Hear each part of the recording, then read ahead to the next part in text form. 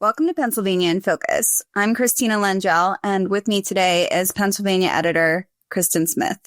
Today, we're going to be talking about a situation in the Shapiro administration featuring deleted emails. So basically, the story is that one of his cabinet members was accused of sexual harassment, and now emails relevant to that situation are no longer available. Kristen, can you elaborate?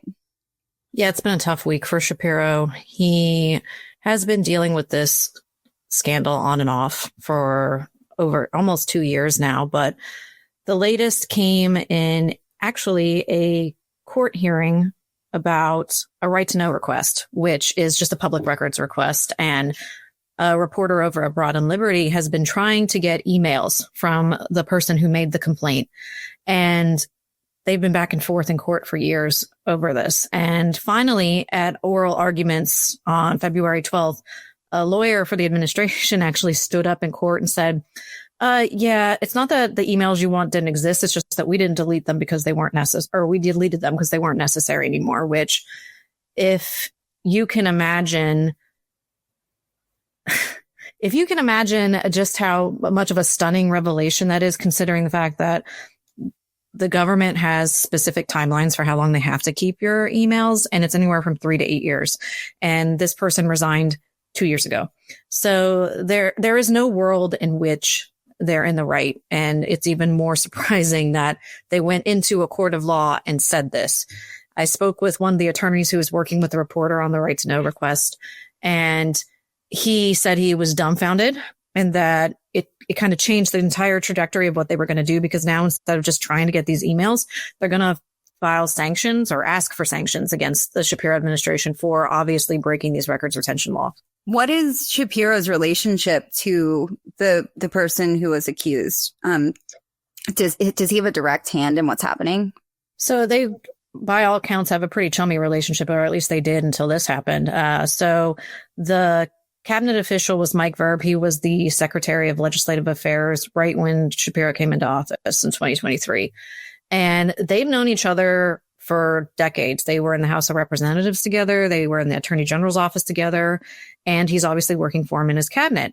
And so he was accused of making inappropriate conduct or inappropriate comments to a deputy staffer. And he would retaliate when that staffer brought up those complaints to HR and to other voices. And all of this information kind of came out after the fact, because Verb resigned from his position quite suddenly about a few weeks before this major taxpayer funded settlement became public of $295,000.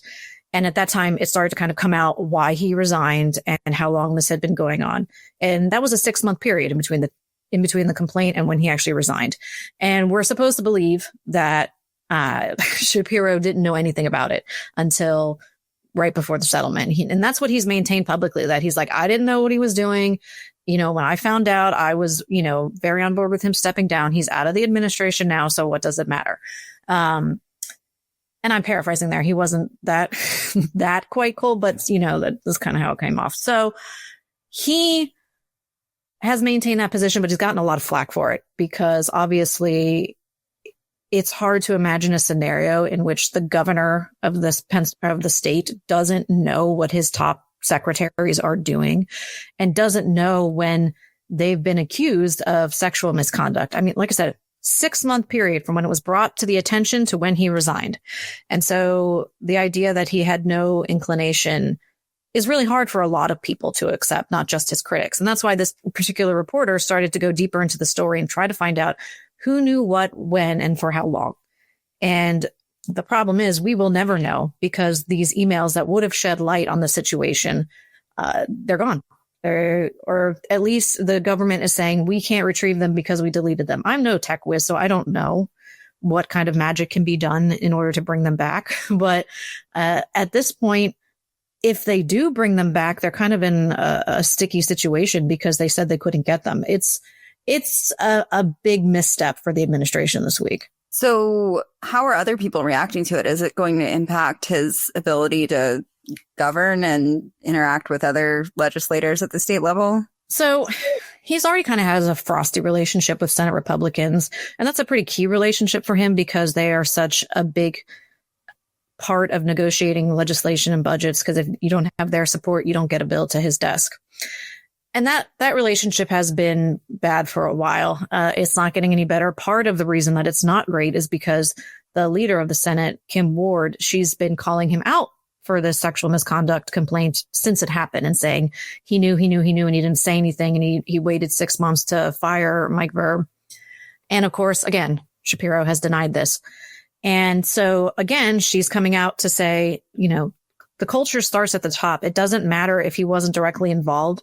It's his job to set the tone for the administration. And this is a bad tone that was set. And she's putting a very nefarious spin on what the administration did, saying they did this on purpose. They were trying to hide things. Now, we have no idea why they did it. You could certainly say, if you look at it from that perspective, yeah, they might have, or it might have been an accident. Someone may have not realized you were supposed to keep them for a certain amount of time. Maybe they thought, oh, this person doesn't work here anymore. It is no longer relevant to keep their emails, in which case it's a big mess up and it's not as nefarious as, say, deleting them to hide something. Either way, you've got a problem. You've got incompetency or you've got maliciousness. And I wouldn't want to have to pick either one of those if I were the governor. A lot of officials in these high ranking positions, when stuff like this happens, I think they kind of just hope it fades into memory, that people forget about it. People hadn't really talked much about the sexual assault misconduct complaint until recently, until this information came out about the court hearing and how they admitted to deleting these emails. So when I talked to Shapiro's administration, or at least tried to talk to them, they did not offer additional comment.